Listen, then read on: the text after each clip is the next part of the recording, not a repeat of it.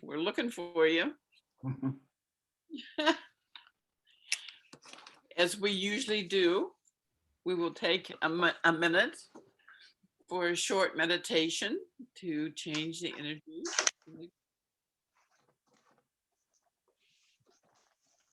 So if you have things on your lap, you might want to put them on the side and get yourself in a comfortable position so that you can relax your body from your head to your toes. Relax, get yourself situated. Allow yourself to begin to breathe evenly and deeply.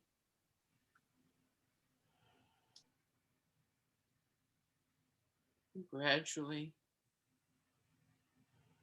let your mind relax and let yourself go where you go when you go.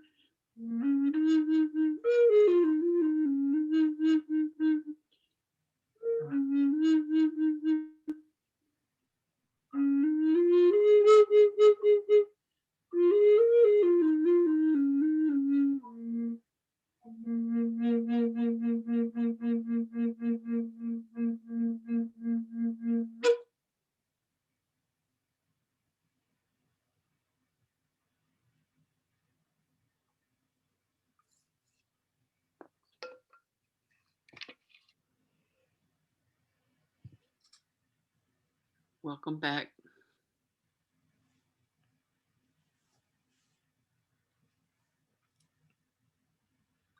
Wow. You realize it was 23 years ago today we had our first meeting, or this month. I don't know the exact date, but it was May 98 was our first meeting. And so we're celebrating our 23rd anniversary today. God bless us all. It's been an interesting 23 years. We sure have met and enjoyed some wonderful people and each other over the years. And I'm so glad that you all could join us today. And I wanted to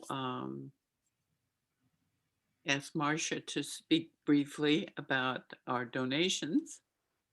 We have we had trouble with our post box last month, but the post box is up and functioning, all back to normal. And our phone number is back to normal and things are going good. So Marcia, you want to say a brief word about donations?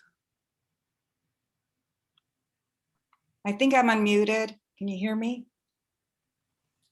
Yes. Okay. First of all, I want to say congratulations, Diane. That's amazing. 23 years. Wow, quite an accomplishment.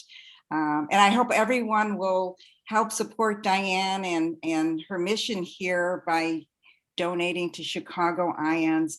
I know we're not meeting at the hospital now, but we're still incurring expenses and we could use support. As Diane said, we had problems with our post office box. Everything's been fixed, and you can go to our website at chicagoiands.org and you can donate through Zelle, or the post office box is on the website. So I do hope you will join me in contributing to Chicago IANDS and keep this great thing that Diane has going to keep it going. We appreciate all of you being here. We're looking forward to hearing Jenny today. And I thank you all so much. Happy Mother's Day and blessings to all. Thank you. Thank you, Also, I Marcia. just want to say one thing. We are a 501c corporation, so anything that you contribute is tax deductible. So keep it in mind. And we also do matching. Thank you. Thank you. Thank you. Appreciate that very much. Yes. Since the pandemic has started, we have not collected enough donations to cover our just basic monthly expenses that we pay. Fortunately, we had a cushion, so we're still okay. But hopefully you'll keep that in mind and help make sure that we're covered. So I don't have any idea yet when we might be back at Evanston Hospital, but we're looking towards that point. Hopefully it won't be too much longer, but we're okay. This is good. We've had some wonderful lectures.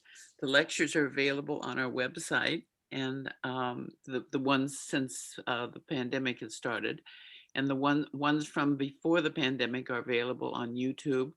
We've got about 60 or so, and you can access those from YouTube or from our website. There are places you can click to go directly to the YouTube site that has all of our lectures there.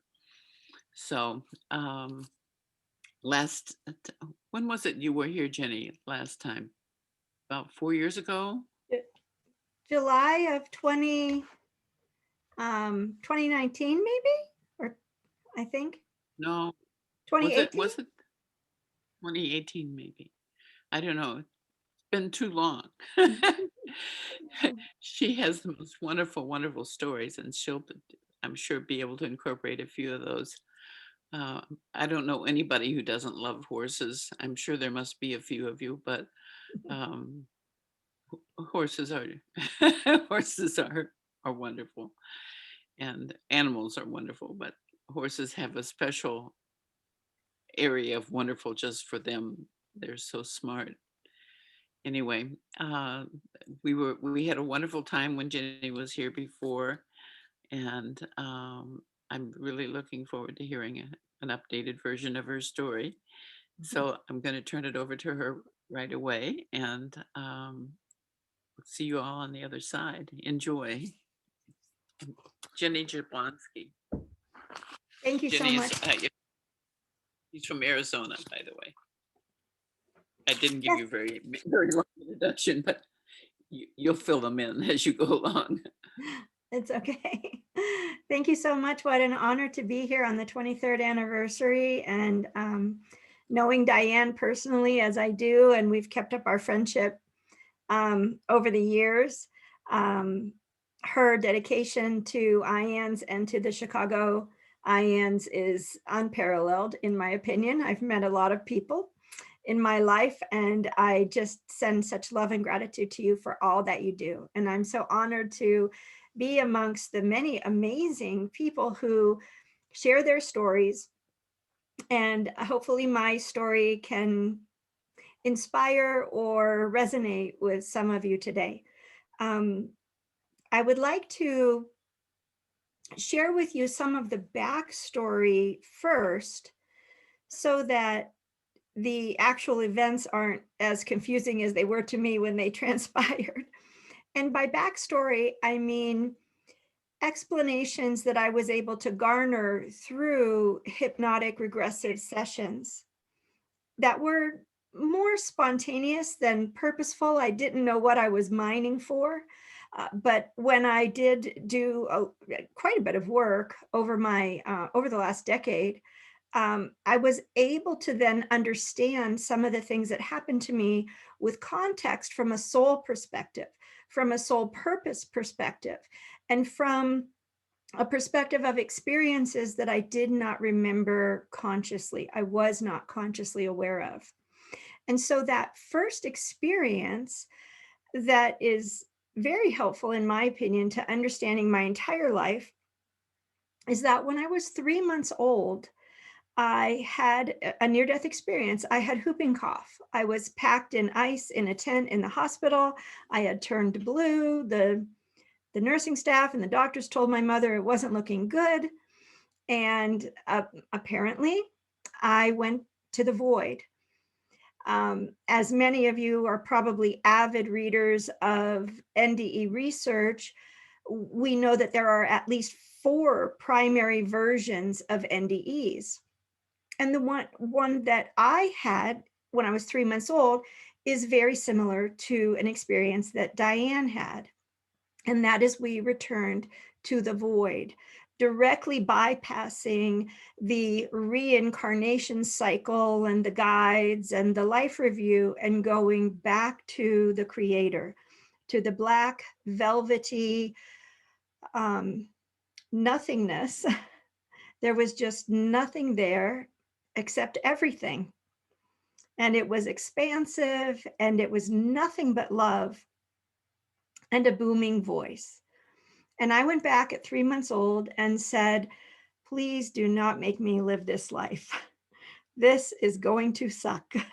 I have been in that womb for 9 months and on this earth for 3 months, and this is not going to turn out well for me. Please don't make me go back. And I actually recall fighting back and forth several times, about 7 or 8 times, with the voice that I believe belonged to the creator.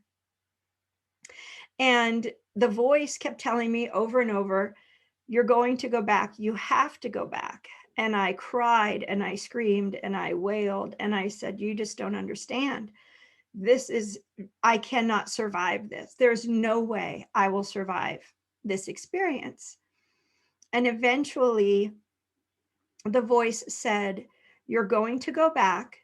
There's something important you have to do, and I will make you strong enough to withstand it. And then that vision ended.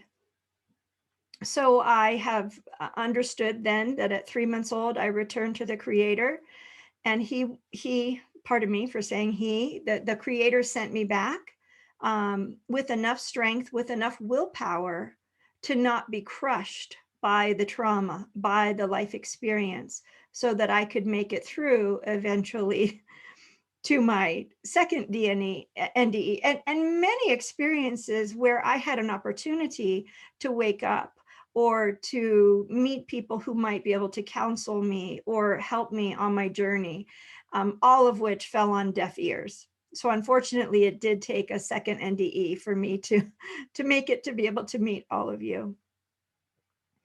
The next remarkable experience I had was when I was 30 years old, exactly, I believe, 1996. So I was born in 66. And I was on the back of a motorcycle traveling very fast on a freeway, brand new European motorcycle, probably going about 90 miles an hour. And I had my hands wrapped around the driver of the motorcycle. And my right hand became dislodged. I had been clasping my hands in front of the driver, and my right hand broke free somehow and flung behind me and was flapping in the turbulence. And I was looking directly behind me at the windshield of a very large black sedan where I was certain I was going to die. And I couldn't scream. I had a helmet on. There was no way for the driver to know what was going on. And out of nowhere, what I can only describe as the hand of God, it was an invisible force, thrust me forward and flung my right arm back around the driver and back onto the seat. I did share that experience with my husband. It was not my husband, it was a mutual friend of ours that was driving the motorcycle at the time. I shared that experience with my husband, but I did not share that experience with anyone else. And you would think an experience like that would send someone to a spiritual bookstore or a temple or a church, and not me. I really was very enmeshed in what people refer to as 3D. I was a diplomatic protection agent. I carried a gun for a living. I was very serious. Had experienced a lot of trauma in my life, as you might expect from my 3-month-old NDE. And I was just stressed out like most Americans, going through the paces and just doing the best I could to survive every day. 2 years later, I was driving my SUV on a freeway in Los Angeles and going about 85 miles an hour in the fast lane, flow of traffic, four-lane freeway, flow of traffic. I wasn't speeding. I wasn't being reckless. And my phone rang, and I looked to see who was calling because we had 2 small children at that time, and my husband and I worked in different parts of the state. And it was my husband. I was concerned that it might be a problem with my children and I might need to turn around and go back to the area where we lived. And I answered the phone. And when I answered the phone, I passed out while I was on the phone talking to him in the fast lane going 85 miles an hour. I experienced what many people describe as that tunnel vision effect, where your field of vision diminishes and eventually you black out. And I remember dropping the phone and slumping over in my seat. About 20 minutes later, 15 to 20 minutes later, I woke up in my car off the freeway. And I picked up my phone and I called my husband. And I was hysterical. I did not understand what had happened.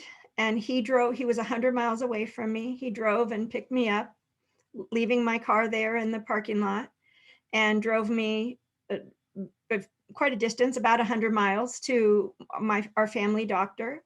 And the only explanation the doctor could give us was that I had a basal vagal episode, and that I had just passed out, and you're fine now. There's nothing wrong with you. Just go home. Everything's going to be fine. You must just be very sensitive.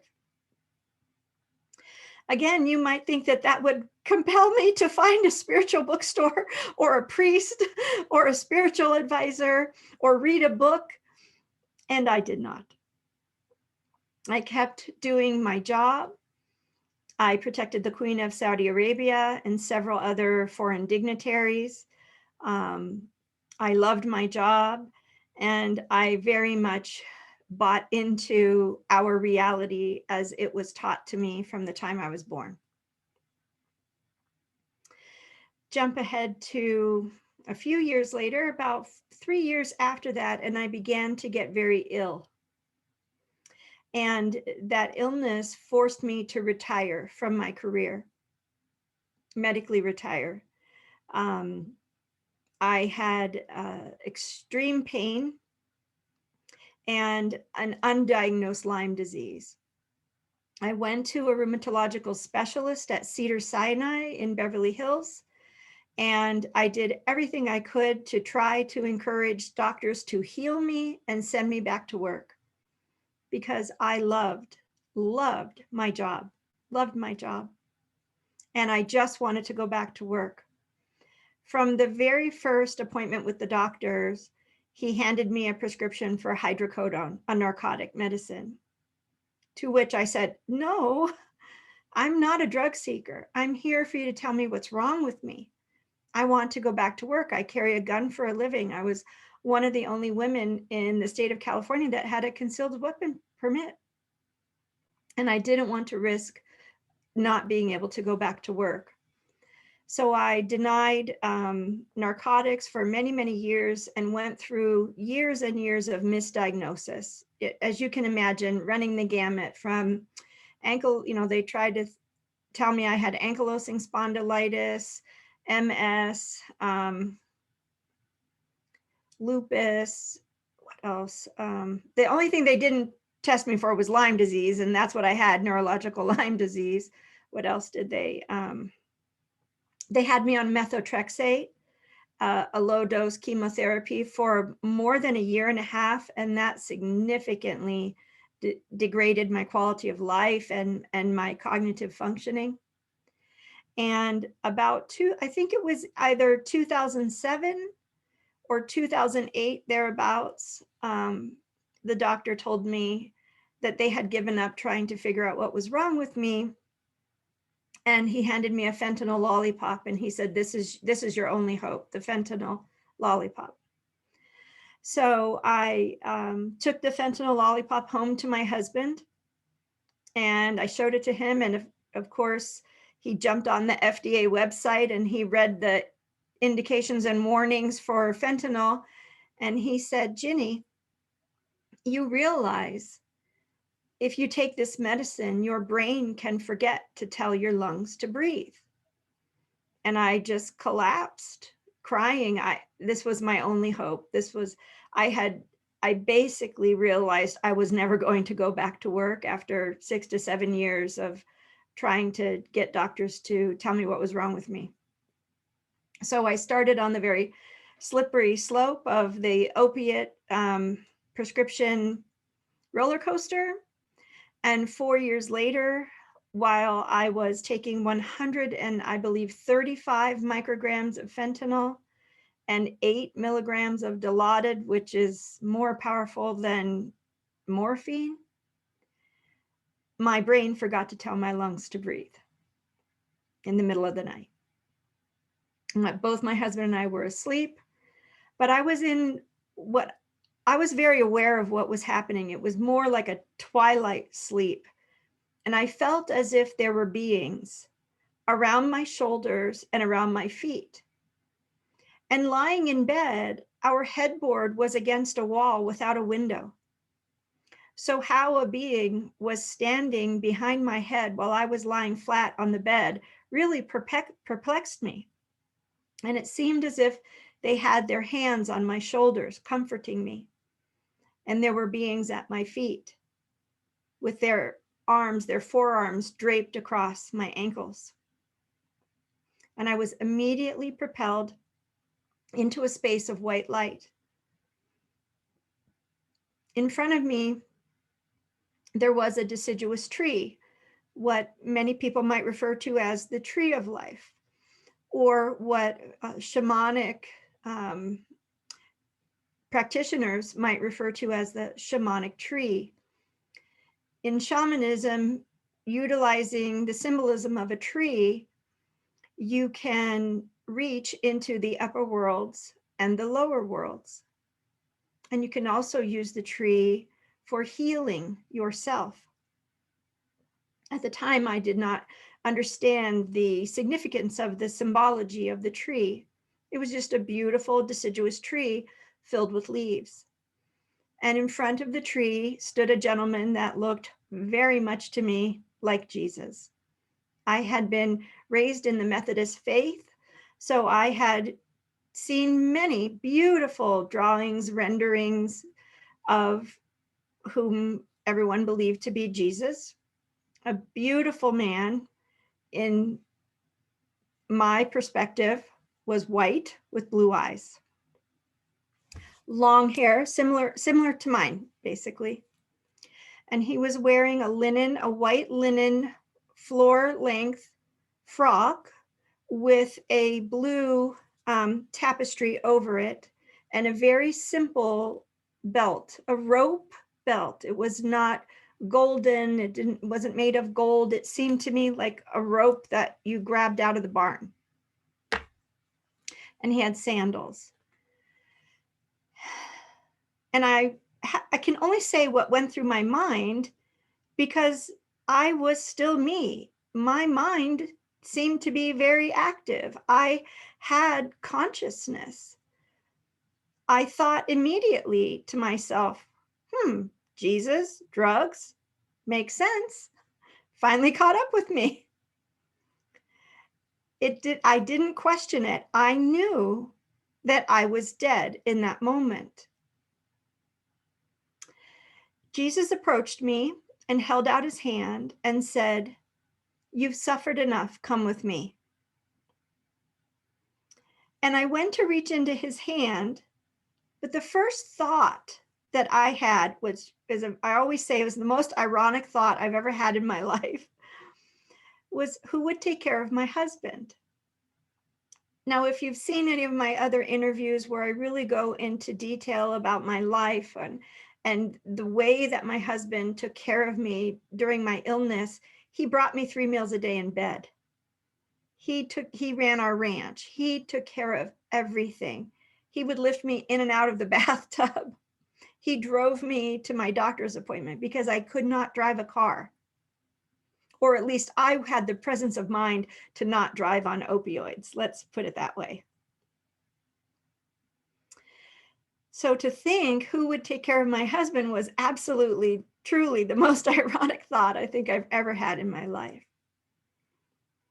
But as I realized that it might be better for everyone if I just went ahead and left, I heard a noise behind me. And I turned around, and there were horses and donkeys behind me, standing in a line, almost screaming. The donkeys were braying and the horses were whinnying and screaming, but in a human voice, I heard, "Don't go, don't go. Don't you remember? There's something important you have to do." And that's what the Creator had said to me during my NDE when I was 3 months old. You have to go back. There's something important you have to do. And so somehow that registered very deeply in me.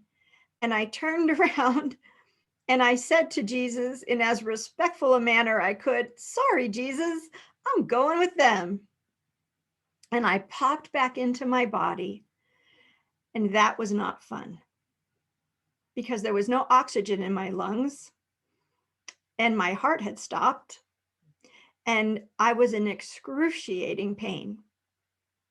My lungs felt like they were on fire. It felt like there was a 300-pound weight on my chest, and I was screaming at the top of my lungs, "I just died, I just died, I just died. Oh my God, I just died, I just died, I just died," screaming. And my husband was obviously very concerned. And we turned the lights on and talked about it. And he, in his usual way, said, "If you're okay now, I'd like to go back to sleep if we can finish talking about this in the morning." And so that's what we did. And in the morning, after he had his coffee, I said to him, "I don't know why, and I can't imagine what it might be, but there's something I have to do. There's a reason for me to live. And the only way that I can live is if I get off of opioids. And he said that he didn't care what it took. If I wanted to live, then that's what he wanted to, and he would support me no matter what. And that is what propelled me on a very interesting, very confusing journey of what I can only describe as awakening to the truth of who we really are. Shortly after I woke up from that near-death experience, I began to hear voices everywhere, coming from everything. Mostly organic life. It's not until recently that I've actually had the consciousness of a house talk to me, and that's another story, and I'd be happy to share it later.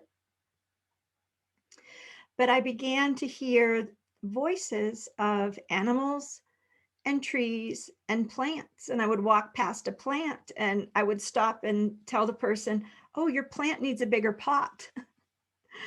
Or it wants to be moved to another location where the sun is better.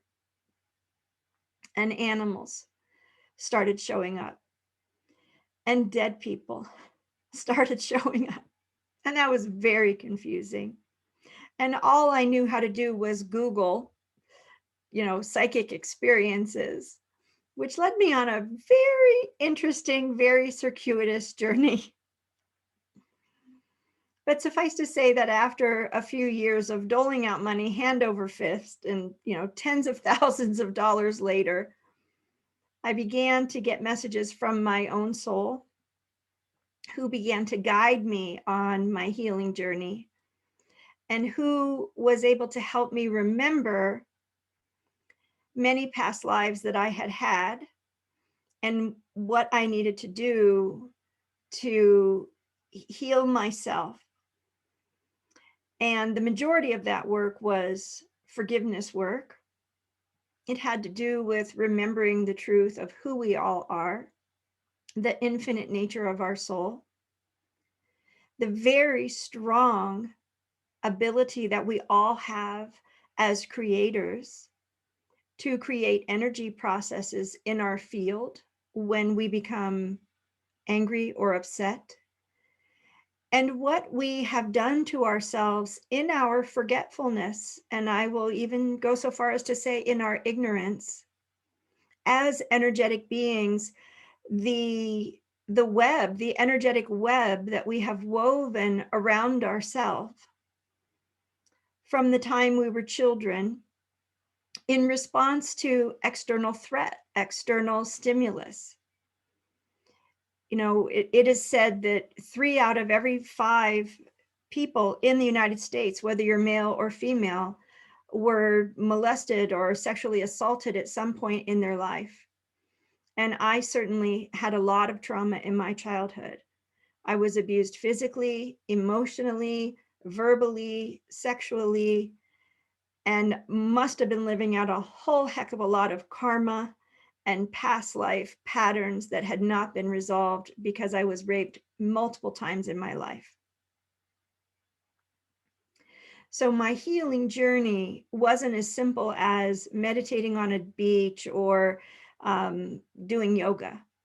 It was some very serious inner work, taking inventory and learning from people, amazing people, well-respected people, about the true nature of our energetic nature, the true nature of our soul, and how amazing and complicated we really are. And that brought me to the point in my journey where the healers that I was working with all kept telling me, you realize you're healing me more than I'm healing you. And I didn't understand what that meant. And they over and over encouraged me to become a healer. But I was not ready to become a healer because my soul kept showing me past lives where I had been a healer and I wasn't in integrity, in spiritual integrity, in alignment with my soul purpose, or I was using protocol and not the infinite knowing, infinite wisdom. Or in many lifetimes where I had just chosen to play on the dark side. And those issues needed to be cleared up before I could become a healer, no matter how you describe the definition of a healer. And for me, a healer is not someone who should approach you like a car and say to you, oh, I know exactly what's wrong with you. Let me fix you. On my journey, I have come to the awareness for myself that working in the realm of healing means to use the wisdom I've accumulated to help everyone remember that they have the same gifts and abilities that I do. To help everyone remember that they are infinite divine beings of light and they are each their own best healer. But that's not to say that I would be able to sit in front of you and talk about this today had I not had the help of many, many very gifted clairvoyants, mediums, Akashic records readers, etc.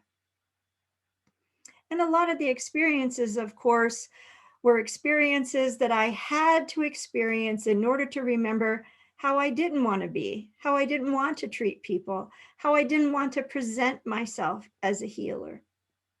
And so I always thought to myself when I was in the ditch more than I was on the path, that was actually tremendously helpful learning experiences to help me remember the places that I didn't want to go again in this life, the patterns that I did not want to revisit, the egoic use or distortion of spiritual and religious material, etc. And eventually, when I did agree to do healing work and use my gifts, because I am able to bring forward tremendously helpful information in the form of messages from other people's soul or other people's guides to them, I'm able to now do it in the best way I can, in my opinion, with integrity, without invading someone else's energy field, without interfering on their journey, without taking on karma as a healer by approaching someone as if they were a car and fixing them, because unfortunately that interferes with that person's journey. So I've had quite a bit of experience in having my own soul guide me and help me remember the many, many, many choices I made that turned out to be not so great, but very helpful learning experiences. And that's what brought me to do the work that I do today as an intuitive. And when I was doing the work and I trusted myself enough to do the work, I had some pretty remarkable experiences that were a little bit scary to me. I was at a conference listening to a Hopi elder tell the Hopi story of creation. And there was a visiting medicine man from a tribe in northern Nevada. I believe it was the Ute tribe. This was 2015, I believe. And while it was a 4-day conference, and there were about 80 people there in northern Arizona, because that's where the Hopi tribe is. And about the third night, my soul told me that I needed to speak with the visiting medicine man from Nevada. And he was about 65 years old, and he seemed very nice and very talkative with everyone. So I always listen to what my soul tells me to do. So I got up and walked over to his table and said, "Excuse me, I think I'm supposed to talk to you." In my mind, I thought I was approaching a medicine man for him to heal me. And he said, "Sure, come to my room at 7:30. So I was so excited that I was going to get a healing from a medicine man, and that my soul told me that I needed to talk to him. And I just was so excited that I was going to get some wonderful information that would help me on my journey from this man. And I showed up in his hotel room, and there was a round table with 4 chairs, and we sat across from one another at the table. And I said, "Oh, do you mind, before we start, I just want to tell you that your father is standing behind you, and he has his hands on his shoulders. And it's just so beautiful. And I just wanted to let you know." "Okay, you can start now." And he said, "My dear, if my father were actually in this room right now, that is exactly where he would be standing and exactly what he would be doing. And that says to me that I am supposed to listen to whatever it is you have to tell me." And I went, "What?" Wait, you got that backwards. "I'm here to get a message from you." And he said, "I don't think so." So my soul basically told me to calm down and close my eyes. And I did. And I had a vision of him standing on the ledge of a cliff. And it looked like he was trying to go somewhere, but he couldn't move. He was paralyzed. And I shared the vision and I asked him if it meant anything to him. And this is a 65-year-old medicine man. And he said, "My dear, I have been having dreams for 20 years. I follow the light to the end of a tunnel, and I'm standing in the doorway, and I can't get through. I don't know how to get through. I've been trying for 20 years. And I said, "Oh, I know what to do. All you have to do is," and I explained to him exactly the knowing that flowed through me. I didn't hear instructions and repeat it. I just sensed the truth and shared with him what he needed to do. And we closed our eyes, and he burst into a golden ball of light and turned into a golden eagle flying in the air. And what I witnessed was an evolution of his dream body, his shamanic dream body. Most people never get to see a shaman's dream body. It is the shaman who views others. It is the shaman who dreams for others. And when I opened my eyes, he was crying, tears streaming down his face. And I thought I had done something terribly wrong. I really didn't understand what happened. And he said, "My dear, in my entire life, no one has ever helped me. In my entire life, no one has ever even tried to help me. And I honor you and your gift. And you are a shaman." And that frightened me, and I shut down. And I didn't give anybody messages for a long time. Do I look like that? I'm like, no, this is not happening. And I shut down for about 1.5 years. And I went to class after class after class. Remember, I wasn't employed. I had gotten myself off drugs. I was able to drive a car. I went to physical therapy for 6 months so I could fly to Australia and work with Aboriginals. By the way, the most helpful lessons I ever learned were from the Aboriginals in terms of healing the self and becoming more self-aware. And what happened was all of the teachings, all of the different protocols that I was studying, the different amazing people who had dedicated lifetimes, in many cases 20 or 30 years, to being dedicated to one spiritual philosophy or one religious perspective or one healing modality. And I literally could see the energy and why it wasn't as effective as it could be, or why it felt limiting to me. And I would ask questions and try to share what I was seeing. And I was told that many different things. I was yelled at. Had fingers shaken in my face. I was told that I was wrong, that I didn't know what I was talking about. And every single time and time again, it was proven for whatever person that the information was for, or whatever issue was going on, that the information I was getting was correct. Because somehow I was still connected to what people call the causal realms. I was literally connected to the other side, getting information that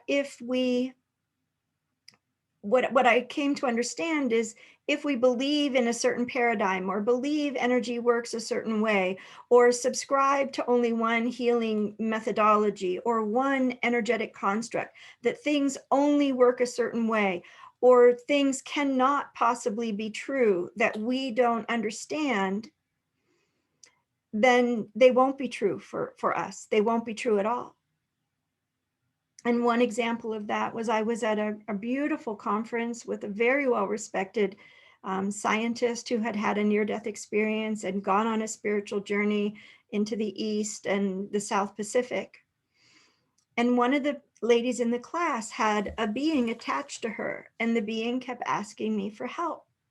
But I knew that it would take two people to set the being free, that it would have to be the love of two people that would set this being free. And so the only person I really trusted in the class was the instructor, this famous woman. And I approached her and I said, would you mind, can you please help me? There's a being that keeps asking me for help, and I know what to do. I need another warm, loving heart to be able to set this being free. And she started yelling at me, telling me that I didn't know what I was doing. She had been doing it longer than me, shaking her finger in my face. And I said, okay, let me watch and learn. You show me how to resolve this. And she basically yelled at the being and told it to leave. And said, you're not welcome here. And my heart sunk, because I could feel the heart of the being. And I knew that the being wanted to be set free, but it was just stuck. So about a week later, after the retreat was over, I was with another person who I trusted. We trusted one another, and the being showed up. And I asked my friend, would you please share with me a moment of love and reverence for this soul, because this soul needs love in order to heal. And there's a little bit more to it, but I don't want to waste your time. And we stood there for a moment, just sending love, and the being transformed from what could look to many people as a frightening being into a golden being of light. And it went to the light. So time and time again, I've had experiences where my connection to the other side has been able to bring forward remarkable information that was very, very helpful to people. And it seems as if we all are beautiful pieces of the puzzle. We all have gifts and abilities, and we all have different soul purpose, and we all have different perspectives, and we all weave a beautiful tapestry, complete a beautiful puzzle. And my gift, my niche, seems to be where someone is stuck. If someone is stuck and they can't get the messages from their guides, or they can't hear what they need to hear, that I'm able to provide that piece of information that will help them move to the next level. And on my journey in doing this work, animals started coming forward and asking for help, asking to communicate with their owners, wanting to give messages to the owners. And after a while, it got a little tiresome for me. And I didn't remember in my NDE that the animals were there telling me to come back. And I meditated and I complained to my guides. And I said, why are these animals interfering in all of my human healing sessions? This is really making me uncomfortable. I need to focus on the humans. And in my meditation, a council of horses came forward their heads were much larger than mine. And they said, don't you remember? Don't you remember? We have guided you on your healing journey to help you remember the many steps and the many layers of healing that humans need to do in order to recover from trauma, to release the emotions and judgments attached to memories, which keep us in trauma. And I said, no, I don't. And they said, well, you made an agreement with us that we would guide you on this journey, and you would take all of the information that you accumulated and then translate it to animals, because there aren't enough animal communicators or animal healers out there honoring the souls of the animals and the karmic entanglement with animal souls and human souls. And in that moment, I had a spontaneous regression of a time about 9 months before my major NDE, which took place in 2012. In the beginning, I thought it was 2013. And then when we moved, we pulled out a bunch of old documentation, when we had sold a specific house, and the NDE took place in that house. And I found out that it was actually 2012, not 2013, that I had my major NDE. And about 9 months or so prior to that, I was at a sanctuary where there were 40 horses and 70 donkeys. And I was walking and turned a corner, and there were 13 horses lined up in a semicircle. And if any of you, I'm a big John Wayne buff, love Western movies. So if any of you remember the Western movies of our youth, which they just don't make any good ones anymore, the way that the Native Americans would line up in a semicircle with all their regalia and their staves, and they would be giving a message, hey, this is your last chance. It's a coming, right? And that's how the horses were lined up, 13 horses in a semicircle right in front of me. And this was right before my NDE. My auric field was Swiss cheese.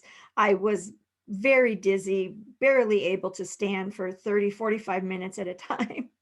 And so I just thought in that moment that I was a little bit crazy. And if I told anybody that this had happened, that nobody would believe me. But I do remember standing there, pausing for a long time. I wasn't consciously aware of what actually happened at the soul level in that moment. And in this meditation, I saw my soul rise up out of my body. And I really don't know exactly where I went, but let's just say it was a place in the clouds. And a council of horses met me there. And they said, you're going to die. Don't. You're going to die. Don't. There's something important you have to do. So in my NDE, when the horses screamed and the donkeys brayed, don't go, don't you remember there's something important you have to do? That made sense. It made sense. The important thing, I think, for all of us that we're here to do, and this is just my opinion, but the important thing is just a very personal self-awareness, a personal healing. What are we here to remember the truth of who we are? In order to remember that truth, sometimes some of us have to heal a lot of trauma that is taking up so much space in our body and our energy field that there's not a lot of room for our soul to descend into our experience, what people refer to as embodiment. So healing myself, I believe, was the primary important thing that I had to do in order to remember the truth of who I am and who all of you are.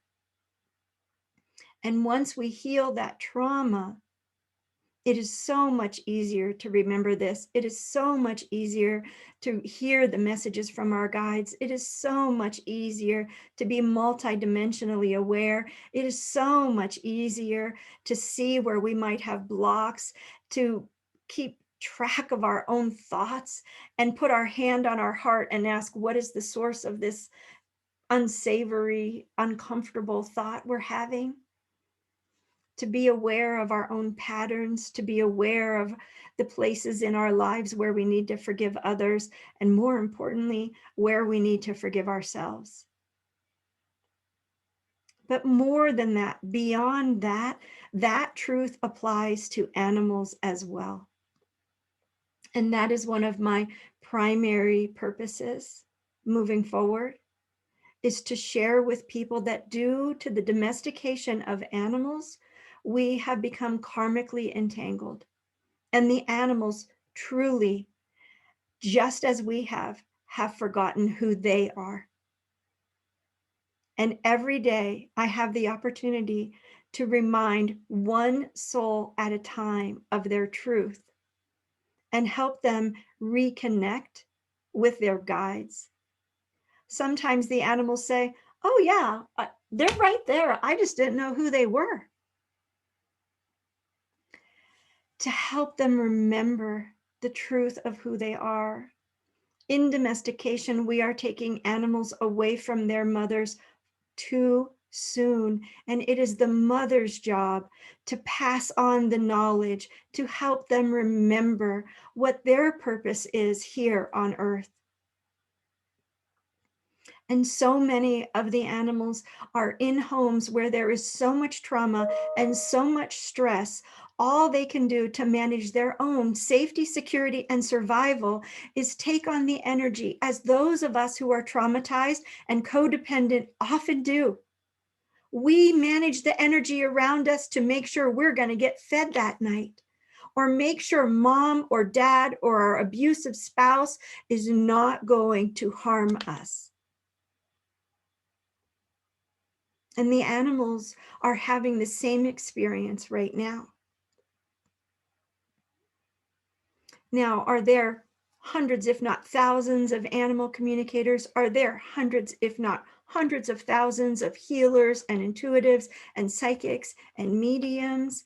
Yes.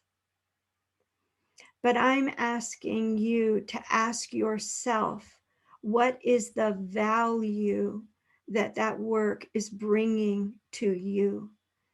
And to what effect is it being utilized? To what effect is it being shared? Is it just information? Information is not evolution. If the information is helpful and helps us understand a wound, an unhealed wound, or an unresolved pattern, then hallelujah. But if the information is not internalized, then there's not a lot of perceived, from my perception, in terms of a healing journey, in terms of remembering the truth of who we are, there's not a lot of value in that. So I ask everyone, please, to use your discernment. There's a tremendous misunderstanding right now on the earth. It's the quick fix. It's a misunderstanding of the hero's journey and the wounded healer. Anybody who gets a wound and becomes a healer is now a wounded healer. The shamanic description of a wounded healer for centuries has been the wound is what wakes us up to the fact that we are infinite. The wound is what helps us remember that we need to heal ourselves. The wound is what propels us on a journey of healing so that we can accumulate those tools in our, let's call it medicine bag, or our toolbox, that we have used to heal ourselves, that we can then turn around and share those tools with others to help them remember the truth of who we are. The wound does not make us a healer. The wound is where the light enters, as Rumi says. The wound is the event that propels us on the journey of remembering. And I'm hoping that sharing my journey of remembering is helping some of you remember as well. I'm happy to take any questions or share parts of my story, which I might have forgotten to elaborate on. Diane, is there?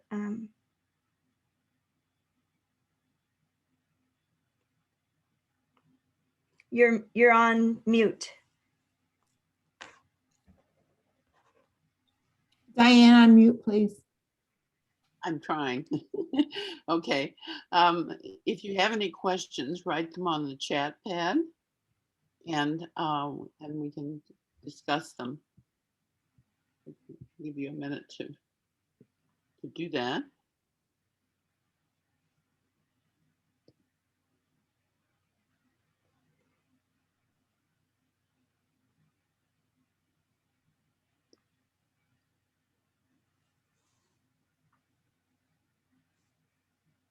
I think you could share also maybe a couple of stories that come to you of your healing and communication with horses. Okay. Specifically, how do you work with animals? I work with animals in the same way that I work with humans. And on my website, there's a 15-minute recording about how I work with animals and a 10-minute recording about how I work with people, but I will elaborate. My understanding from my soul as to how I am to operate is to honor your soul. Whomever is in front of me, wherever they are on their journey, whatever their soul's priority is, or whatever their guide's priority is, that is how I work. I work in a spirit of harmlessness, doing no harm to myself or others. That if I ever request anything that is not in the greatest good of anyone, that it will not happen. But I go out of my way to ensure that I am not requesting anything, that I am not healing anyone. What I do is I operate in a separate space. I do not allow beings to come into my energy field. As you can imagine, I had quite a lot of experience with being accosted by spirits and energies before I understood my gifts and abilities. And I didn't have a way, a knowingness to manage my own energy, my own energy bodies. And so I work in a separate space. Imagine it like a phone booth. I do not go into someone's energy. I am not able to know anything I want to know about someone or an animal. I can't know inappropriate things because I have set tremendous boundaries around the type of information I'm willing to receive. Helpful information, information that will help move one forward on their journey is the only realm that I am willing to operate in. So I work as if I'm standing in a phone booth communicating with your soul and with your guides. And I ask your soul and your guides to share with me what is the priority for them, for it in the moment. And then I will be shown visions or given information. I might ask a question if something resonates. I might see some energy in someone's energy field. I might be shown a past life. I might be shown a subconscious pattern. I might be shown energetic blocks. I might be shown a relationship that someone has to forgive in order to move on. And it's the same way I work with animals. I do not go into their energy field. I work almost in a phone booth type environment. I do not, some animals forget who they are and they come barreling in at you and it's like, whoa, you need to step back. You have to step back. And it's a relearning, remembering. We are all remembering the truth of who we are and how we can use the energy, and how up close and personal is appropriate to be with even a plant or an animal or a human. So when I get the information, I share it with the person and I ask them, does this resonate? This is what I'm hearing, sensing, feeling. Does it resonate with you? And if they say yes, or they say no, most times I might say, if this is true, if it is true that a block exists, or if it is true that there's a pattern or an unresolved relationship, would you want to let that go? And 9 times out of 10, the answer is yes. That 10th time is often someone who is a healer, but believes their gifts come from their wounds, or is afraid of what might be underneath the wound, what might be revealed underneath. And so when someone then says, yes, I'm willing to let this go, I help people remember how to use our own love, our own light to clear our own issues. And I stand back energetically and I hold a loving space, a very high frequency loving space. And if someone feels stuck or the energy can't move, the only thing I'm willing to do is create what I call little pink pillows of love. And so for an animal, it might be a teeny tiny little pink pillow of love. And for a human, it might be little, about this big. And I might just say, I'm going to hand you this pink pillow of love, which is a very high frequency energy, and we'll place it on the area where energy is stuck for you. And it will help that energy dislodge so that you, the human or the animal, can then take over doing their own healing. And a lot of what I do is talking and communicating and sharing my experiences with 12 or 15 different healing modalities that I got certified in, and many different spiritual philosophies and understandings, and the many different visions and symbols I've been given from a shamanic perspective about how we can remember the truth of who we are and different ways that we can heal ourselves. And because I've had such a wide variety of education and experience, I'm able to ask people what resonates with them. What language do you like to use? Do you have a particular religion or spiritual philosophy that you resonate with most? Because I can communicate everything to you in the terms that you feel most helpful. So I hope that answers your question about how I work. And Diane, I think that was the first question that came through on the chat. So do you want to go ahead, and I'll be happy to answer more. Christine wonders where you start. Well, you kind of just talked about that. She wondered whether meditation played a role in how you started with your with healing. Can you please be more clear with the question? Where do I start in the healing process, or where did I start on my own journey?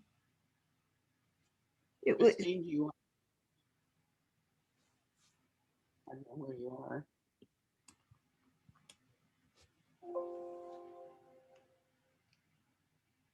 She's muted. Christine, if you want to answer the question, you'll need to unmute, or she's writing something here. Where do what? Christine, we need clarity here.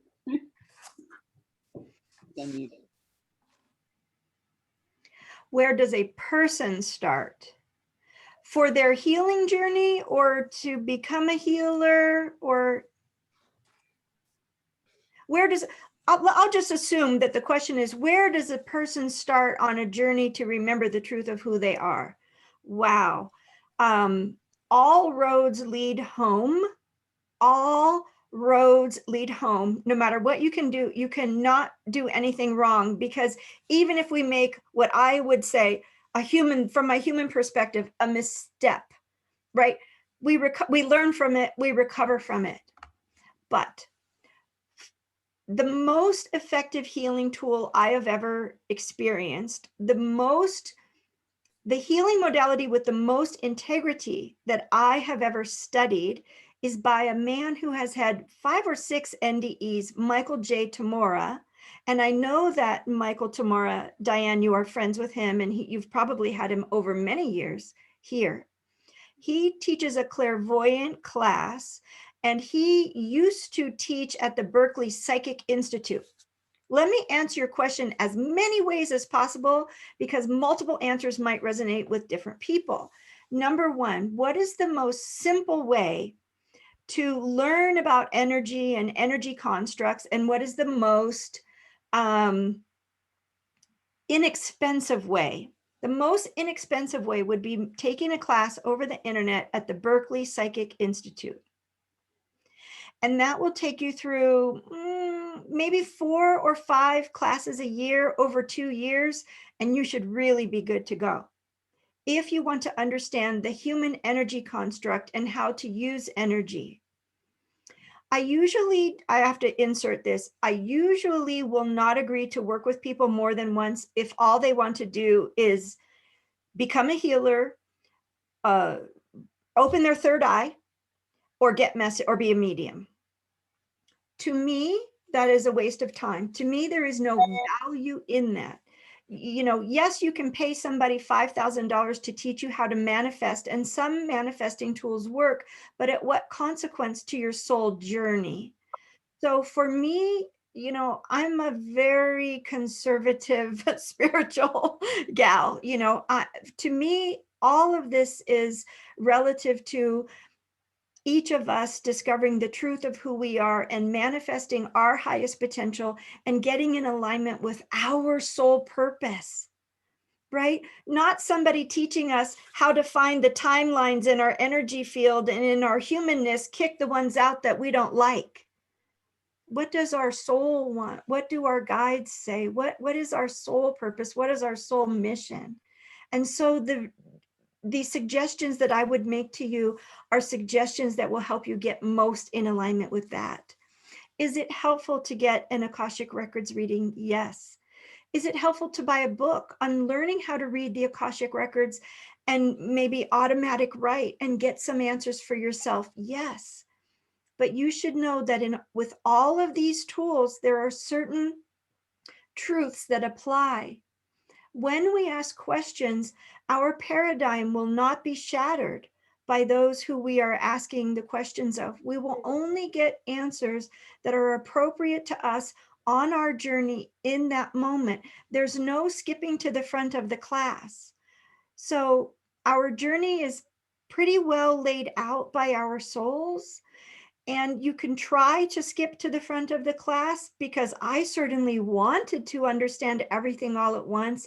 And I spent my husband's life savings, over $500,000 on my journey. And I've done over 17,000 hours of work and studying and traveling and learning and reading and taking classes and just and living in a state of curiosity and always being willing to wake up tomorrow and have my truth be different. When you believe you found the answer and you have all the answers and you know the truth and you're done, you will be done. You won't continue to grow. So I hope that I might have gotten off track a little bit there, but I hope that gives some. I know a lot of people, let me just say this, please, also. I have clients that come to me and say, I've been meditating for 35 years and nothing is changing. Well, if nothing changes, nothing changes. So if you've been meditating the same way for 35 years and you don't ever look at another perspective or consider another perspective, then nothing will change. But I also work with people who want me to give them a discount or work for them for free because they don't have any money left because they went to Costa Rica and spent $5,000 to do ayahuasca. That doesn't make a lot of sense to me. You know, there are people who do what I do and charge $400 or $500 an hour. I'm not willing to charge that much. I really want to help people, but I spent my husband's life savings on my journey, so I have to charge something or there won't be value in it for the person receiving it. But if what's important is, you know, doing psychotropic drugs or, you know, looking for these quick fix answers, then it's just going to be stumble after stumble after stumble. So I'm sorry, Diane, go ahead, please. And I know there's a wide variety of questions. Marie was wondering whether you're still dealing with pain now. I am almost pain-free, except that I had severe joint and disc osteo, I forget what it's called. I try not to talk about it. It's called degenerative disc and joint disease. So I have extreme degeneration in my sacrum and my spinal column, in my joints, arthritis, and I still have neurological Lyme disease because I've been told by many doctors that my body is not strong enough to withstand the die-off of the spirochete in my brain. And so I'm still struggling to get to the point where my lymphatic system functions at a high enough level that I can withstand the die-off of the spirochete. And I think I'm close. I'm totally off of all medication. And truth be told, most of my pain was a result of unforgiveness of myself or others, unresolved patterns, not being able to manage my own energy field, being very empathic and taking on the suffering of the world around me. And if I had my way, we'd all turn off the empath, you know, the wide sweeping definition of being an empath, and get back to managing our psycho-spiritual gifts and abilities, of which there are 8 to my knowledge. Thank you. Thank you. Lynn says that her parents recently shared with her that she'd had an NDE when she was 18 months old. I've enjoyed listening to you speak because it is becoming clear to me that I have a much different looking future. Would you suggest a next step for me could be finding a hypnotic regression therapist? Yes, there are many different kinds of hypnotism, just as, you know, you can choose Qigong, Tai Chi, yoga. There's so many breathing techniques, you know, from one polarity to the other. I tend to like Dolores Cannon's QHHRT technique. However, I've met some people who do that technique who are not very self-aware and really haven't gone on a healing journey themselves. And I question. Baby. Hello? Oh, someone had their mic unmuted, I guess so. So I would like to know from people that I'm willing to put my energy into their hands. You know, I'd like to know what is what their spiritual journey has looked like. What have they studied? You know, how long have they been at it? I would like to get to know someone really before because people that aren't self-aware tend to be the types of people who want to do psychic surgery on you.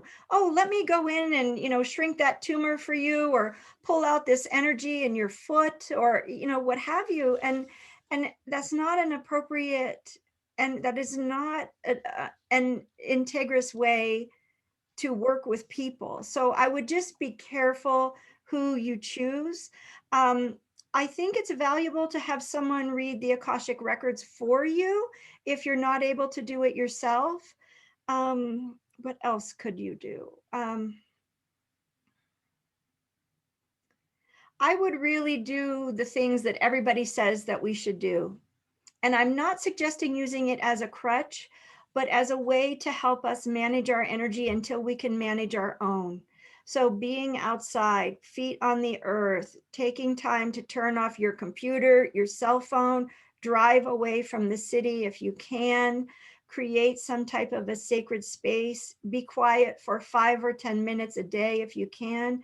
Breathing techniques, something as simple as heart math can help us get our heart into a more coherent rhythm. I'm a heart math facilitator. Because I think it's something that everyone can relate to, and it's really not woo-woo at all. Salt floats. There's something now called a harmonic egg created by a woman named Gail Lynn, Gaillynn. There are harmonic eggs in maybe 10% of the major cities in the United States, where you can go into this harmonic egg and get a light bath and a sound bath and meditate if it's difficult for you to meditate. There are solfeggio tones on YouTube that you can listen to. But the one thing that I do recommend people do is meditating and achieving an alpha or theta brainwave state. And the music and process that I have liked the most have come from a doctor, a neuroscientist named Dr. Jeffrey Thompson. And he became very famous working for major corporations, working high grace, working to help executives at a very high level become more creative, become more, better debaters, better leaders, better communicators, better to be less stressed out. And he's a wonderful resource. And you can on Amazon for $5 get one of his CDs.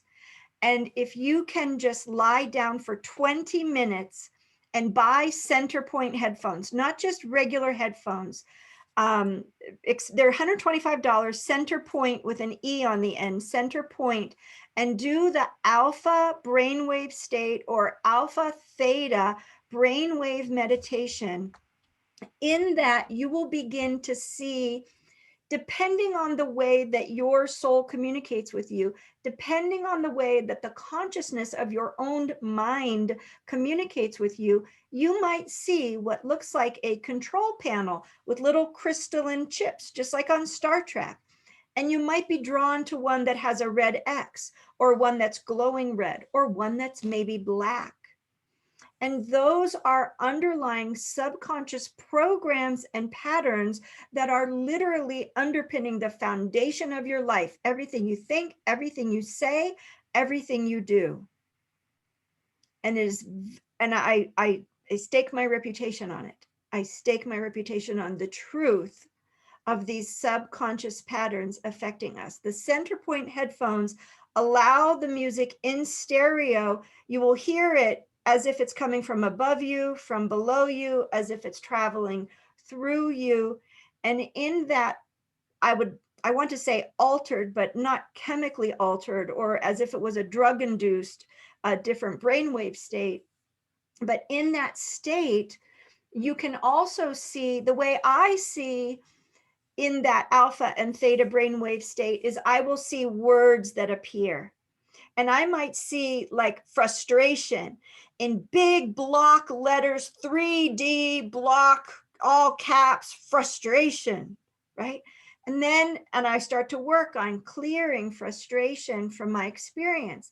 And I might see frustration a week or two later with the capital F, but small letters. So just with capital F, but small letters spelling the word frustration.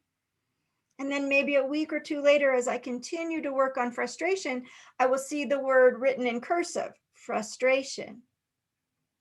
And then eventually I'll see that cursive word like a string unwind and dissolve. I recently became aware of a new healing modality, and please hear me when I tell you, I would not have gotten certified in a new healing modality if it did not work, because I am just done reading books and studying people's protocols. But I saw a man interviewed on Gaia TV. His name is Bill McKenna. and he was throwing this colored ball. Jeffrey Thompson, not David Thompson. Dr. Jeffrey, Jeffrey. Center Point headphones. Just go. It's one word. Center Point headphones. Google it. Center Point. Wonderful. I want to finish real quickly, Diane, about this this healing modality called Cogno Movement, which I recently got certified in. You use a ball. It's based on the science of neuro-linguistic programming, EMDR, which is a psychotherapeutic modality that has been proven scientifically. They use the eye movement, Chinese medicine, and tapping, EFT. So using the meridians of the body to tap out our story, to tell our story. This gentleman, Bill McKenna, was just a genius. He spent way more money and many years on his healing journey than I did. He also taught at the Berkeley Psychic Institute for a while. He studied under many masters, a lot of Eastern healing modalities, etc. And he put together everything he learned on his journey, and he created Cogno Movement, and I'm now a practitioner of it. And I have weekly group sessions over Zoom. If you purchase the ball, you can do weekly sessions for me at a very, very discounted price. So please look up Cogno Movement or look on my website. If you love it and you want to become a practitioner, please do. Of course, as I'm a practitioner, if you use my name, Ginny, capital Ginny, you should get a 10% discount for almost anything on the site. If you just want the ball, you have to work with a practitioner such as myself. I can sell you the ball, but then you have to work with me to begin to do the work.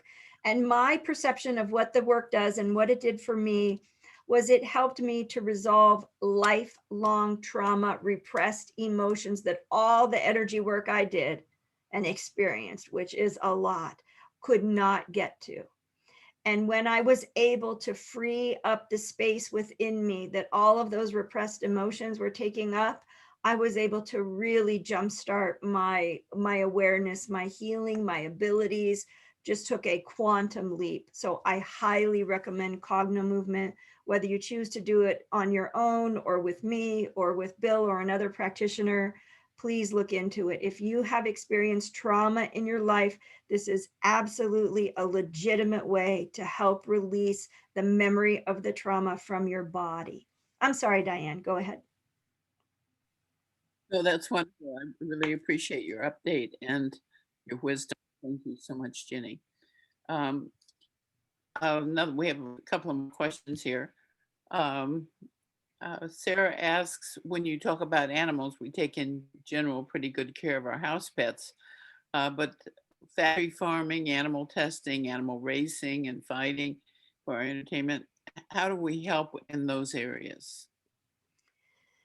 I never suggest getting involved in the fight unless that's your soul's purpose. If your soul's purpose is to stand in a grocery store in front of the dairy case and call me a murderer, then you do that. But if that's not your sole purpose, heal yourself, raise the vibration of humanity, and you will find what your soul's purpose is. By being more loving and more kind and compassionate, you will affect everyone around you. And eventually humanity will evolve to the point where we are not doing those things anymore. It doesn't do us any good to get angry about it or live in the soup of the anger and the shame and the blame and making people wrong. If there is any religious modality, any religion or any spiritual modality which takes you further into separation and judgment, it's not the direction that I would ever recommend someone goes.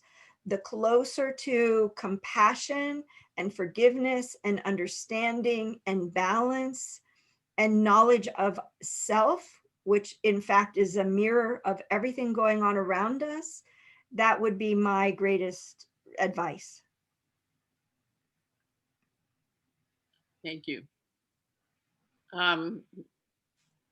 Bill G says, thank you, Jenny. Question, when you saw the figure you identified as Jesus and he appeared fair-skinned and blue-eyed, so you think that was to help you know who was speaking since people from that region do not look like that? Oh yeah, and that's why I said, because he was white, right? You know, even because I was never taught that Jesus's real name was Yeshua ben David. I was never taught that. I was never taught basically the truth of our reality. I was brought up in the great deception, just like most other people. So I hope that answers your question.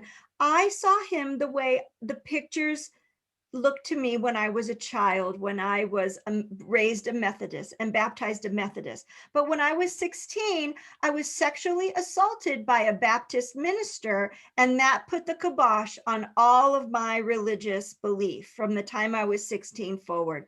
A girlfriend of mine, her father was a Baptist minister. We went to church, in his church, listened to his sermon. I spent the night at her house. I woke up in the living room on the couch with him on top of me.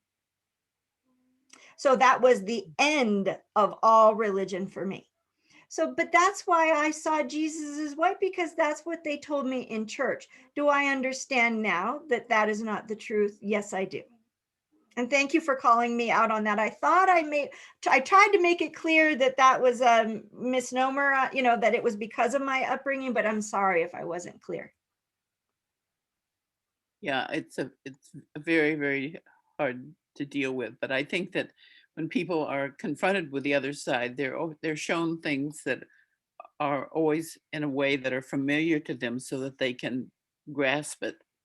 Right. If you were not taught that, you know, then it wouldn't have as much significance to you.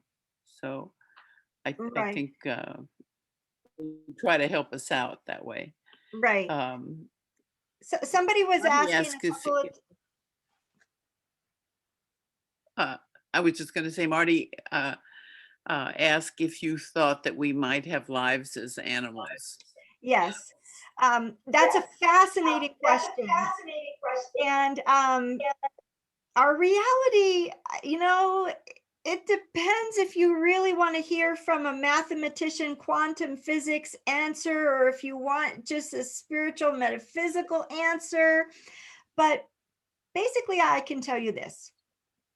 I have met horses that were only ever zebras, and I have met horses that had human souls, and I have met humans that have rabbit souls, and I have met a horse who that had never been a horse before and had only been a lion. So I've met animals, but the animals didn't know. The horse that was a zebra didn't remember. The horse that was a human didn't realize. The human that was a rabbit didn't realize. And there were different reasons for all of it. I have met animals that tell me, oh, I've been a water buffalo, and I've been a pig, and I've been a bird, and I remember it all. And that's rare, but more and more today becoming more frequent.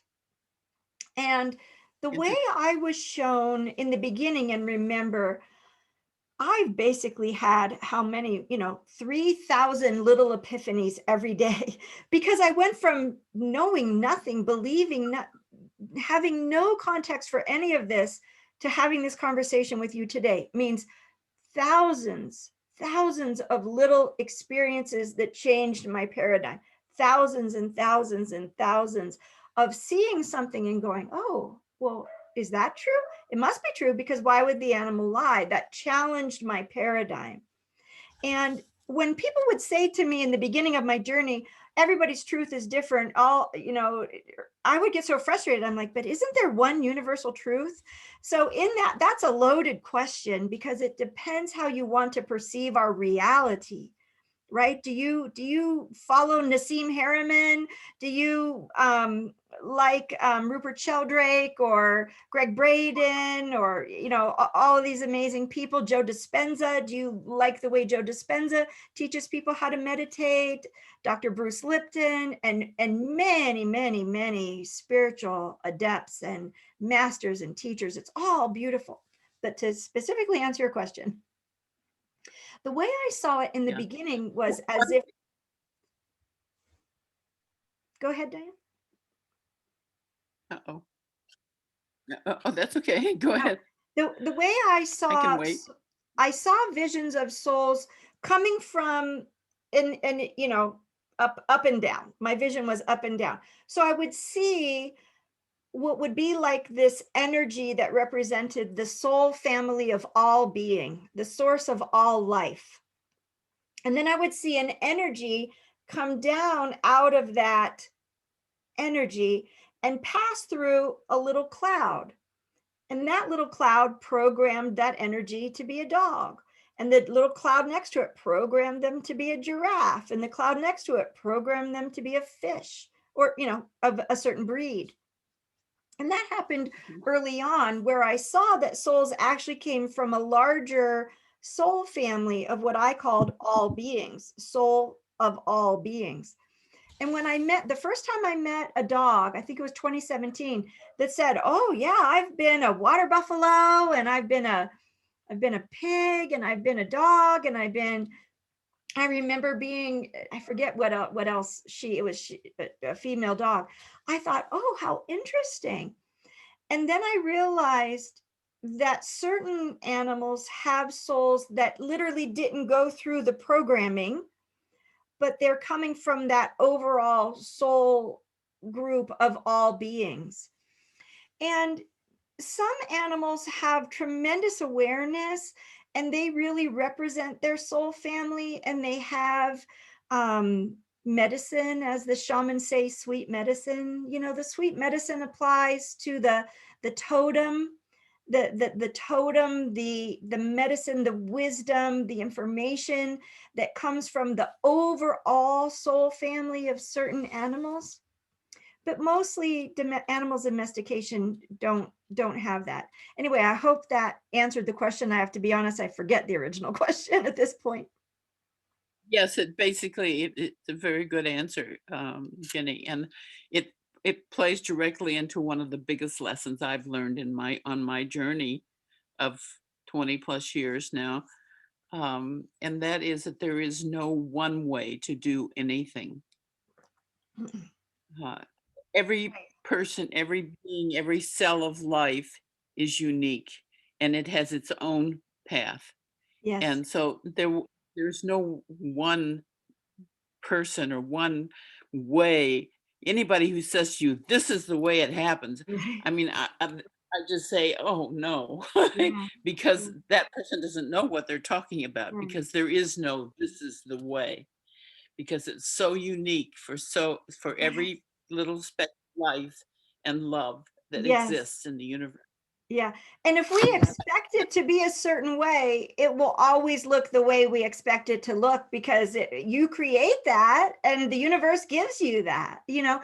And that's why I don't talk. I listen. I listen, and I use my inner vision. And every day I say, I never saw that before, or I never heard an animal say that before. And I get on my knees in gratitude, in reverence, and cry at least 3 times a week after a client session. And I go to my husband's office and, can you talk to me? You know, and I just cry, and I just think, I just met the most amazing soul, and it was this little pug dog, you know. Or I just got off the phone with a 65-year-old man from Denmark, and I never felt so much love from a human being in my life. And it's different every single time. Every single person has a different truth, different past lives, different religion, different experiences. And if we expect it to be a certain way, then we will never change. We will never grow. We will never remember. But is that okay? It's okay for whoever wants to do that in this life. That's okay. That's their experience. I'm not selling that. I'm not selling 31 flavors at Baskin Robbins for the rest of my life. I am not selling that. I am here to help us all remember the truth of the magnificence of who we are. And I'm not holding back anymore and playing small. Great. Bravo, bravo. Mary asks, if I understood correctly, you said that our traditional views about healing and how we conduct it interfere with karma. Could you elaborate on this? Well, as the healer, you can interfere with someone else's karma and you can take on that person's karma by healing them. Yes, 100%. Yes, yes, yes. It's not just about an energy exchange. Well, you paid me $129 and I get to heal you. That's a path of learning and remembering that some of us are on. And that's all I experienced. The first 3 years of my journey were people that were trying to heal me. Why do you think my soul didn't let it work? My soul, time and time again, as I was laying on a table being healed, would say, oh yeah, you used to think the way they do. Remember when you were this or you were that, or you were in Egypt, or you were an indigenous person, or you were in an Asian culture, and remember how you didn't like anybody else to be smarter than you or better than you, so you managed everybody's energy so they could never surpass you? Or do you remember how people used to have to kill their mentors if they ever got better? Or just so many things. And my soul would say, and here's what's going on with this person who's trying to heal you and why it's not effective. And my soul said, time and time again, Ginny, you have taken on karma by interfering in other people's journey. You can choose it again. It's up to you, but I'm showing you the way.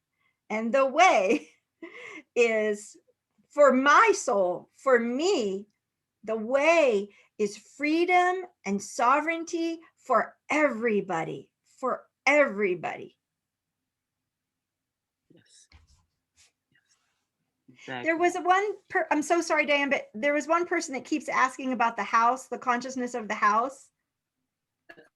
Kathy. So firstly, I have to say to you, I can astral travel. And just the other day I astral traveled and I turned myself into a chair.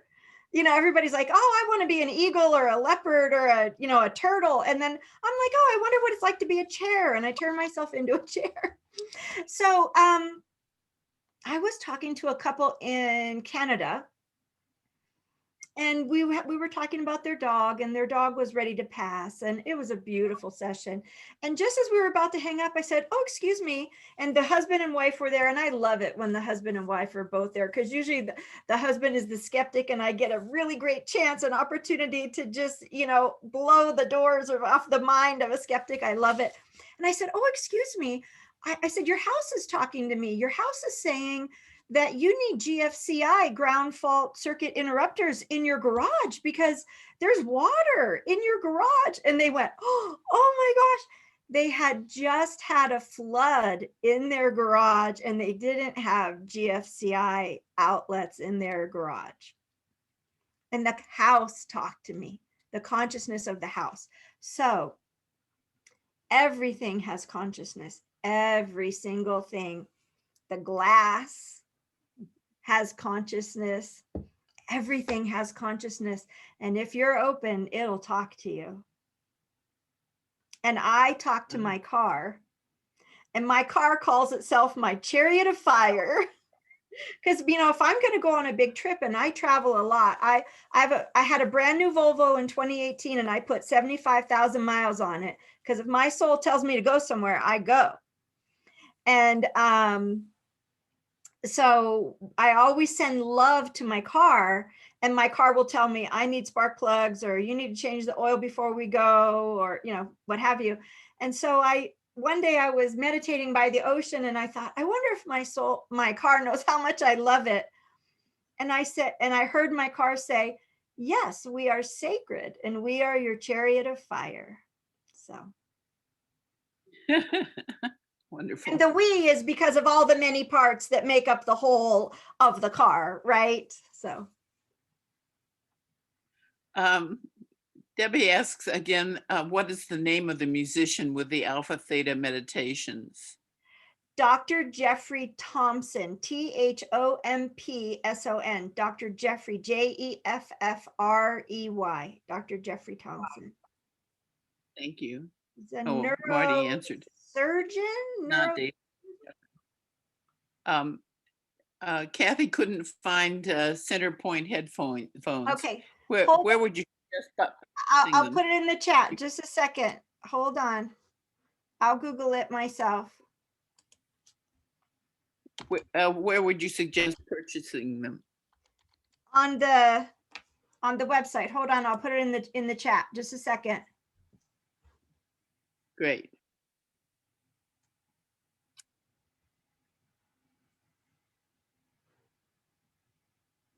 Centerpoint.com. Centerpoint.com. With an E. I'll put it in the chat. Let me pull it up. Yep, there they are. Okay. There they are. So hold on. Okay, so chat. And it's www.center. I was just on the website right now, centerpoint.com. Oh, wait, I did it to somebody privately. Sorry. Sorry about that.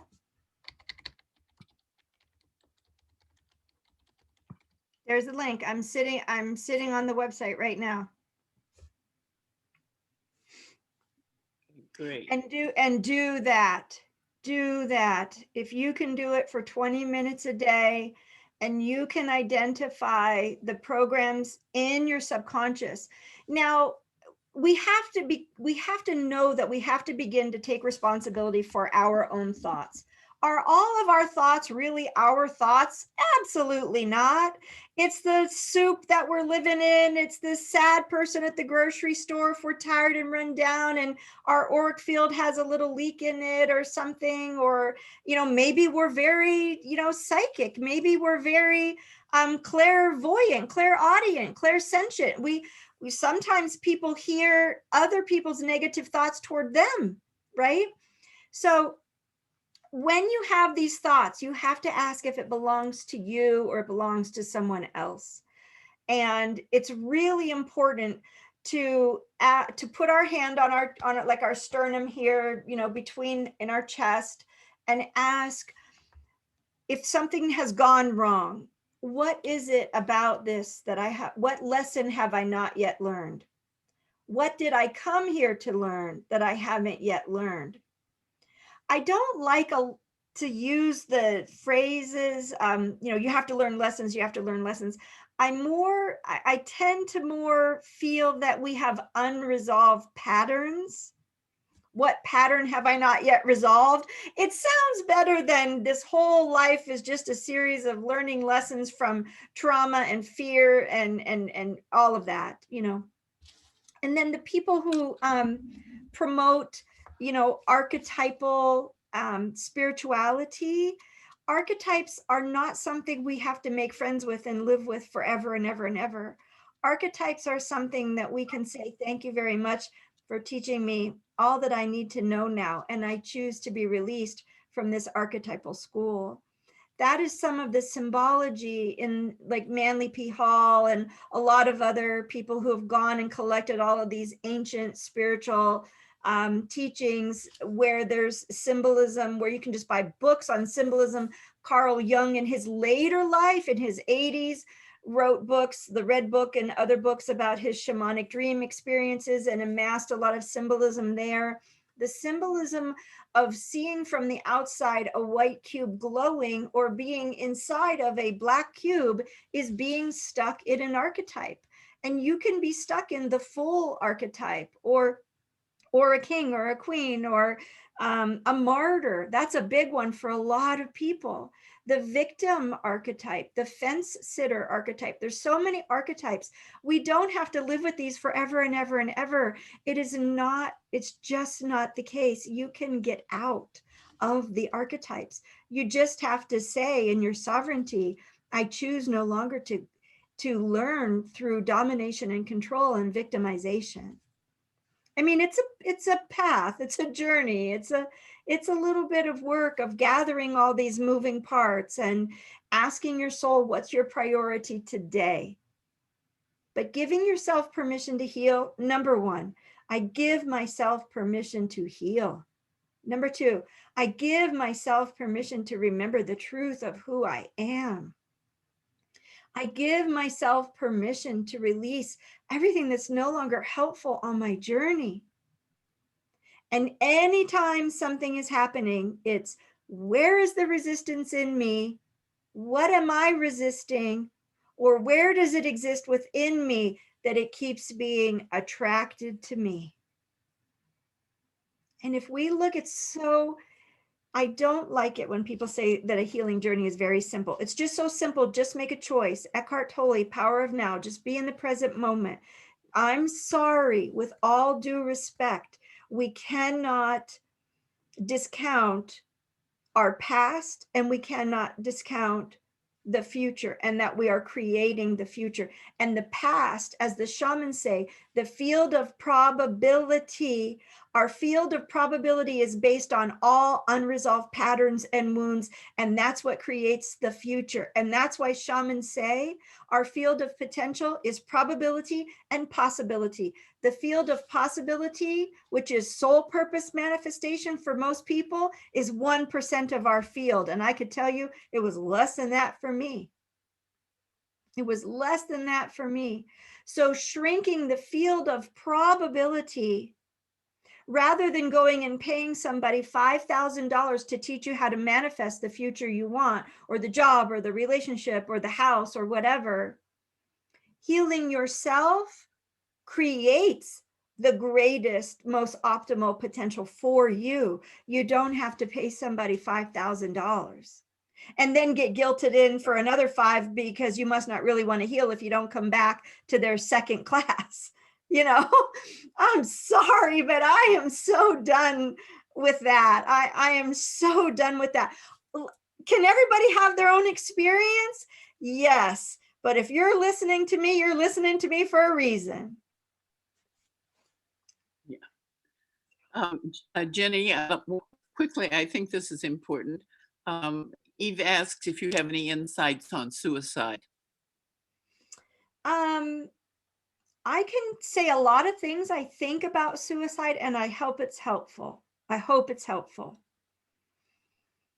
I know people who have had a lot of suicidal tendencies or ideation in this life, and who have attempted suicide in this life.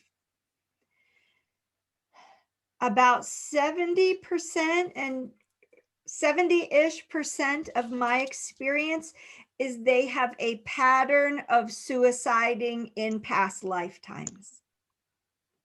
So call all of those wounded aspects to you.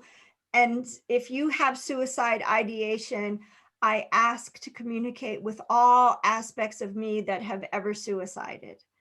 And I send you love and forgiveness, and do the Ho'oponopono prayer, do forgiveness pieces.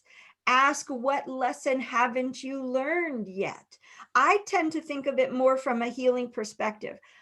I have heard some people say, in fact, I think there's even a few books written by people who hypnotize people that, you know, suicide isn't tolerated in heaven. And that's just, I don't find that to be true at all. I can't imagine that any loving being would ever, ever, ever judge or blame or shame anyone for anything. The other percentage, and I learned this from Aboriginals, a lot of our experience in mental illness is attachment or entanglement with other beings from past lives or this life. So people who are schizophrenic, they're not crazy, most of them. They're really seeing multidimensionally, or they have a being connected into their transmediumship space. Because guess what? When we dissociate, we leave the door open for anybody to come in.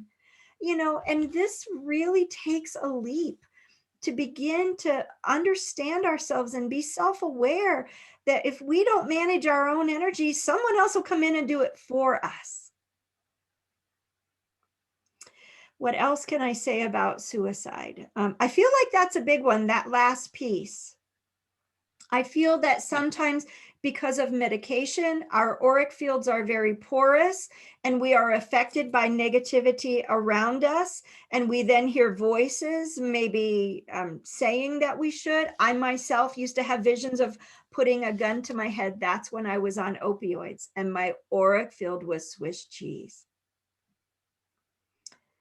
Is there any more specific questions I can? And I have a lot of, let me just go on the record. I have a lot of clients who are PhD psychologists, work in mental hospitals, therapists, Jungian psychologists, transpersonal psychologists, you name it. They're priests, Episcopal ministers. You know, believe it or not, they don't teach you in seminary how to manage your own thoughts, and they're out there counseling people.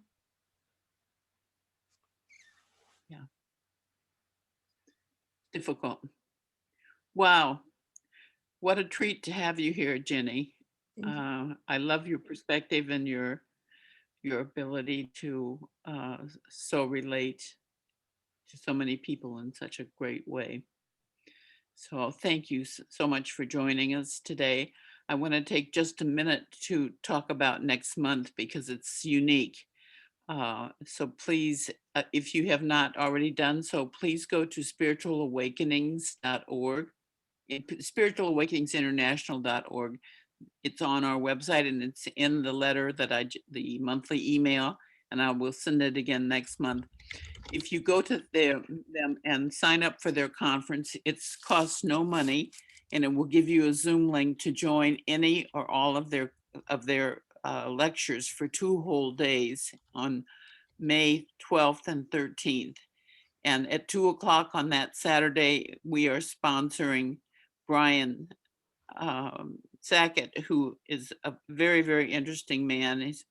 Please read about him on our website and join us at least for him if you can, and maybe for the 2 whole days if you can manage somehow to figure out how to do nothing for 2 days except watch computers.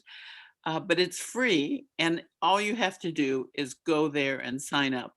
And I'm not certain, but I don't believe we will have a Zoom link.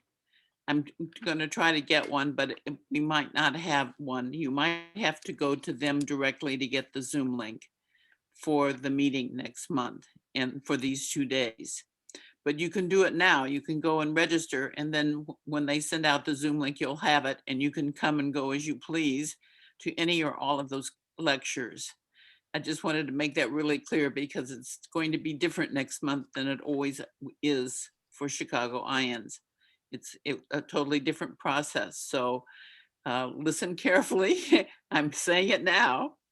I will say it in the emails, but you have to be prepared for it to be different. You have to go to Spiritual Awakenings International to get your Zoom link. So please do that. They're offering all kinds of wonderful lectures. Bruce Grayson, Kim Clark Sharp will be there. A lot of our friends, people who have spoken for us, as well as some new ones that I think you'll find extremely interesting. It's going to be a really terrific weekend. So please do that and then join us in that way. And then we'll be back together in June for our next meeting. So Diane, you can Yes. also go on chicagoians.org and access Spiritual Awakenings website as well. So yeah, that's I think I just said that, but Oh, thank okay. you for saying it again. And I appreciate that because that's where you can find all this. So it's all listed there. And again, we hope to see you back in Chicago next time. Jenny, thank you again. Thank you, thank you, thank you. Diane, would it be appropriate for just 30 seconds or 45 seconds here? There's a couple questions about the COVID vaccine. Would you mind terribly? Please do. Yeah. I have But had just a few minutes. I have had 2 very powerful psychic, medium, healers, shamanic practitioners come to me who got the COVID vaccine and lost all their spiritual gifts. But is that the end? No. We are powerful creators. If you feel that you have to, for your job or to travel internationally, get the vaccine, you send love to that vaccine. You hold that vaccine, you ask them to hold the shot in your hand and you pour love from your being, and this will not harm me. If you've already gotten the vaccine, then you hold an intention like this. I am a divine sovereign being and I choose not to be manipulated or controlled by any force outside of me. And if my DNA has been altered in any way, I command it to be reversed. And the next day, both of the really super powerful psychic people that I worked with got their gifts and abilities back. There's a lot more to be said, but that's the 30-second version. Thank you. Yeah, thank you. That was excellent. Okay, everybody. Thank you for joining us. We look forward to seeing you next month at the conference and then back at the usual times in June. So have a good month. Be blessed.